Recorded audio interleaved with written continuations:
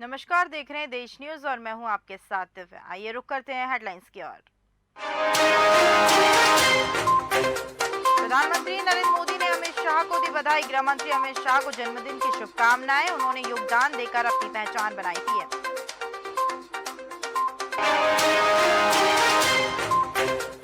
चित्रकूट में पीएम मोदी का 27 अक्टूबर को संभावित दौरा।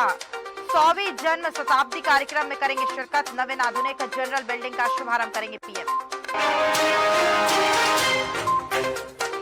अखिलेश यादव ने आज एक अहम बैठक बुलाई। सपा ने मध्य प्रदेश के पदाधिकारी की बैठक बुलाई। सपा ने अभी तक 33 प्रत्याशियों की घोषणा की।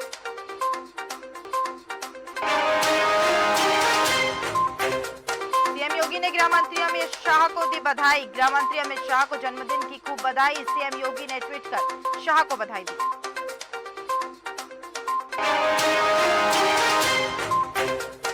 सीएम योगी ने रोडवेज बसों को दिखाई हरी झंडी। परिवहन निगम की बसों को हरी झंडी। अयोध्या से प्रदेश को 51 बसों की सौगात।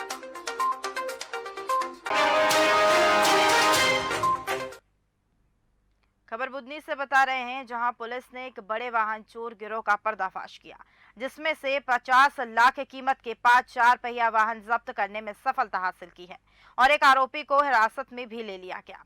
जहां पुलिस से मिली जानकारी के अनुसार सूरज राजौरिया ने शिरकत दर्ज कराई थी कि उनकी नई बोलेरो वाहन को एक परिचित द्वारा एग्रीमेंट कर किराए के नाम पर भोपाल ले जाया गया था, जिसके बाद 1 महीने से ऊपर बीत जाने के बाद ना तो गाड़ी का किराया मिला और ना ही गाड़ी की कोई जानकारी मिली।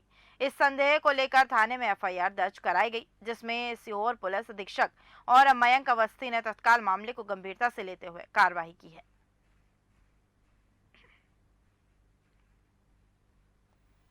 दिनांक 4 अक्टूबर 2023 को बुधनी के निवासी हैं सोनू राजौरा, इनके द्वारा शिकायत की गई थी कि इनके द्वारा जो बोलेरो खरीदी गई थी उसमें उनको उन्होंने एक अपने परिचित व्यक्ति को किराए पे दिया था, किराए पे चलाने के लिए दिया था। 1 महीने बाद जब उन्होंने पाया कि वो गाड़ी है, ना गाड़ी ही उनको मिली है, ना ही जो किराए एग्रीमेंट के हिसाब से जो उनको पैसा मिलना था वो मिला है, तब उनके द्वारा शिकायत की गई कि उनके साथ धोखाधड़ी की गई है। इस मामले में जब जाँच की गई तो पाया गया कि जिस व्यक्ति के साथ एग्रीमेंट किया गया था, रंजीत जोहल, ये पूर्व से ही एक आपराधिक रिकॉर्ड है इसका और भोपाल के निशातपुरा जहांगीराबाद थाने में भी इस संबंध में एफआईआर दर्ज है। उस व्यक्ति को जब गिरफ्तार किया गया, आरोपी के पास से जो बोलेरो थी वो जब्त की गई है। साथ ही आरोपी ने और भी कई व्यक्तियों से और अन्य शहरों के लोगों से भी एग्रीमेंट, फर्जी एग्रीमेंट के नाम पे गाड़ियां ली थी और जगह जगह होशंगाबाद, छिंदवाड़ा, भोपाल में इन गाड़ियों को बेचा था। और इसके साथ ये पूरा योजनाबद्ध तरीके से लोगों को उनकी भावनाओं के साथ खेल के और उनको बेवकूफ बना के उनसे गाड़ियां लेते थे और आगे जाके उन गाड़ियों को बेच देते थे। खबर हरिद्वार के कान्हापुर से है, जहां खनन माफिया हाईकोर्ट के नियमों को ताक पर रखकर खनन कर रहे हैं। आपको बता दें कि इतना ही नहीं बल्कि सड़क, रास्ते, खेत और गांव को भारी संकट का सामना भी करना पड़ता है और अधिकारियों को इस और कोई ध्यान नहीं दिया जा रहा। जहां रात के अंधेरे में खनन शुरू होता है और बेखौफ खनन माफिया खनन करते हैं।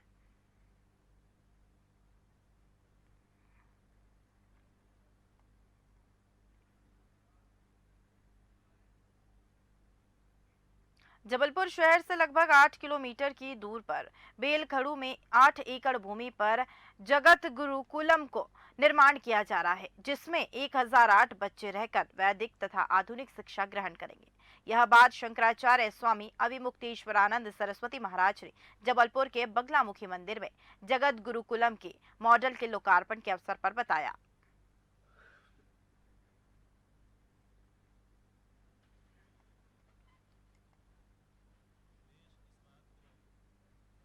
अनुभव कर रहा है कि भारत की शिक्षा का अवसर विद्यार्थियों को मिलना चाहिए। इसके लिए ब्रह्मलीन ज्योतिष पीठ और द्वारका शारदा पीठ के जगत गुरु शंकराचार्य स्वामी स्वरूपानंद सरस्वती जी महाराज ने एक योजना बनाई थी जगत गुरुकुलम की। हमें प्रसन्नता है कि मध्य प्रदेश के जबलपुर नाम के स्थान में, जो कि संस्कार धानी और धर्मधानी के रूप में प्रसिद्ध स्थान है, वहाँ पर जगत गुरुकुलम का पहला परिसर स्थापित होने जा रहा है, जो कि 1008 बच्चों के लिए होगा। यहाँ पर प्राच्य विद्या को आधार बना करके अद्यतन शिक्षा बच्चों को प्रदान की जाएगी और उसके प्रतिरूप का मॉडल का आज यहाँ पर लोकार्पण किया गया। जबलपुर जिले के सिहोरा में पुलिस ने आगामी त्योहारों एवं विधानसभा चुनाव के मद्देनजर शहर के विभिन्न मार्गों से फ्लैग मार्च निकाला। बता दें कि नवागत एसपी आदित्य प्रताप सिंह के निर्देश पर यह फ्लैग मार्च निकाला गया। पुलिस अधिकारियों ने लोगों से बातचीत कर क्षेत्र में शांति बनाए रखने की भी बात कही है। किसी भी प्रकार की पुलिस की सहायता की जरूरत पड़ने पर बेझिझक होकर पुलिस से संपर्क करने की भी बात कही। साथ ही पुलिस हमेशा सहयोग करेगी। इस दौरान पुलिस ने दुकानों के सामने अव्यवस्थित तरीके से खड़े वाहनों को व्यवस्थित तरीके से खड़ा करने की भी हिदायत दी है।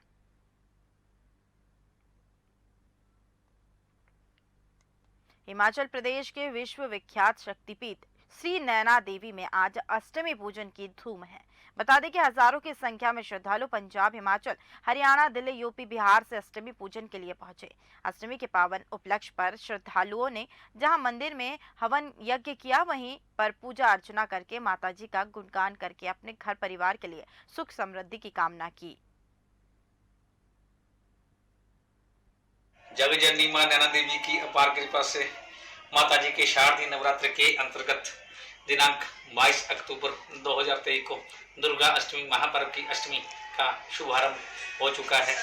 इस दिन और प्रथम नवरात्र से लेकर आज तक समस्त पुजारी वर्ग द्वारा एवं मंदिर न्यास श्री नैना देवी जी के सहयोग द्वारा तीर्थ यात्रियों के कल्याणार्थ, आगंतुकों के कल्याणार्थ, विश्व शांति हेतु जप, तप, पूजा अर्चना, पाठ, अनुष्ठान, यज्ञ इत्यादि सामूहिक रूप से किए जा रहे हैं और नवमी पर्यंत इनका विधिवत रूप से दशांश होम दशमी के दिन डाला जाएगा। प्रत्येक तीर्थ यात्री भगवती मां नैना देवी के दरबार में आकर सुख और समृद्धि का आशीर्वाद लेकर यहाँ से जाए। एकोपि नैनाय कृत प्रणामो दशाश्वमेधेन समं तनोति दशाश्वमेधि पुनरेति जन्म नैनाम नमामि न पुनर्भवाय। जय तु नैने, जय भगवती मां नैना। हम लोग जो है दिल्ली से आए हैं और माता जी ने बड़ी कृपा करी है हमारे पे और माता रानी के दर्शन करने हम हर साल आते हैं। मेले लगे हुए हैं तो इस बार माता रानी की कृपा से परिवार के साथ हम आए हैं। रायसेन जिले के बेगमगंज में शारदीय नवरात्रि के पावन पर्व पर अर्धशक्ति गरबा समिति द्वारा MLB गर्ल्स हायर सेकेंडरी परिसर में गरबा महोत्सव का आयोजन किया गया, जहां गरबा महोत्सव के समापन पर मुख्य अतिथि के रूप में नगर के वरिष्ठ जन, समितियों के अध्यक्ष, समाज सेवी मौजूद रहे। वहीं कार्यक्रम की शुरुआत सरस्वती पूजन करके की गई और उपस्थित सभी अतिथियों का तिलक लगाकर माला पहनाकर स्वागत भी किया गया।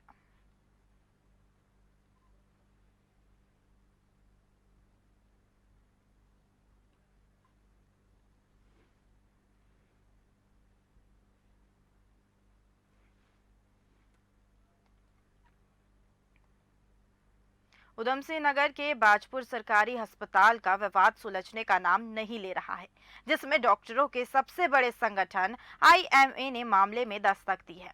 बता दें कि सरकारी अस्पताल की महिला चिकित्सक डॉक्टर मधु माथुर पर लगाए गए तमाम आरोपों को IMA की जांच टीम ने सिरे से खारिज कर उनका खंडन कर दिया है और प्रकरण पर प्रांतीय चिकित्सा स्वास्थ्य सेवा संघ उत्तराखंड ने भी शीर्ष चिकित्सा अधिकारियों से प्रकरण को लेकर विभागीय कर्मियों द्वारा महिला चिकित्सक का उत्पीड़न किए जाने की उच्च स्तरीय जांच की मांग की।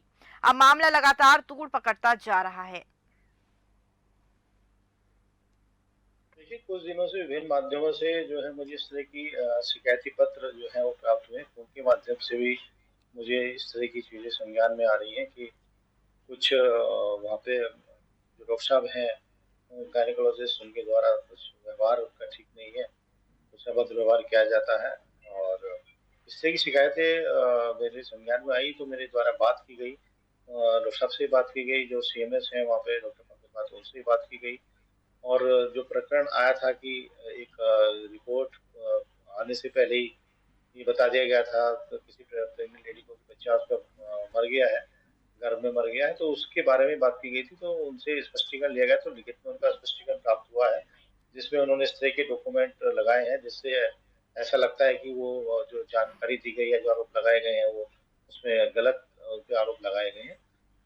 मामला एक प्रकरण कोई सामुदायिक स्वास्थ्य केंद्र बाजपुर हमारे यहाँ जो है वहाँ पे महिला चिकित्सक हैं डॉक्टर मधु माथुर, जिन्होंने 13 तारीख को इसी महीने की 13 तारीख को एक पत्र लिख के IMA से एक अनुरोध किया कि उनके खिलाफ कोई प्रोपेगेंडा जैसा कुछ या फिर दुष्प्रचार जैसा कोई चला रहा है, जिसमें उन्हें बदनाम करने की और उनके कार्य ना करने में या उसमें बाधा पहुँचाने की कोशिश की जा रही है बार-बार।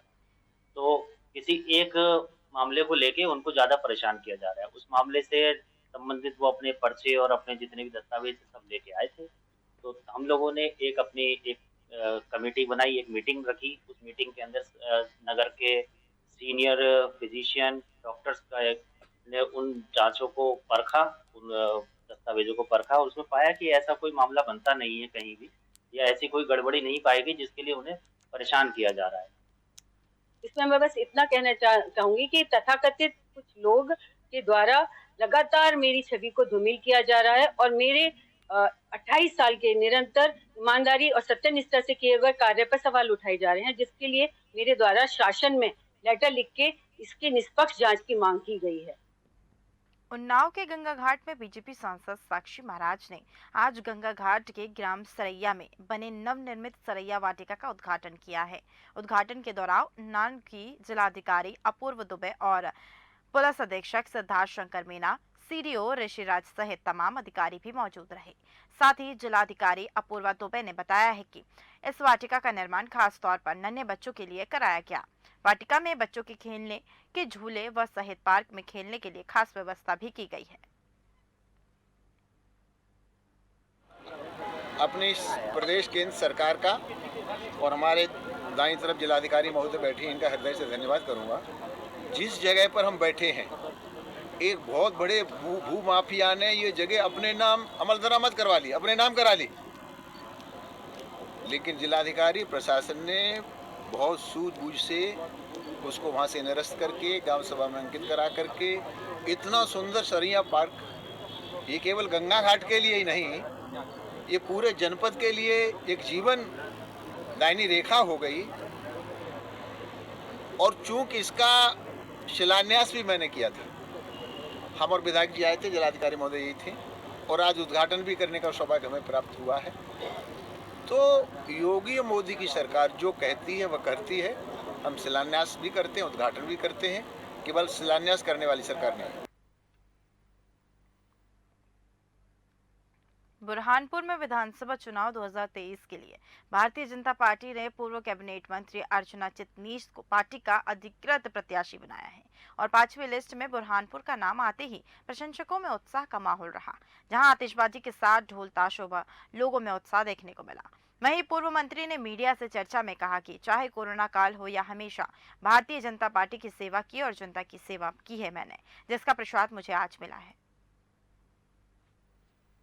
5 साल बुरहानपुर के कार्यकर्ताओं ने जो परिश्रम किया, जो कष्ट करा, कोरोना का काल हो या कांग्रेस का काल हो, भारतीय जनता पार्टी का बुरहानपुर का कार्यकर्ता पीछे नहीं हटा, सेवा से पीछे नहीं हटा।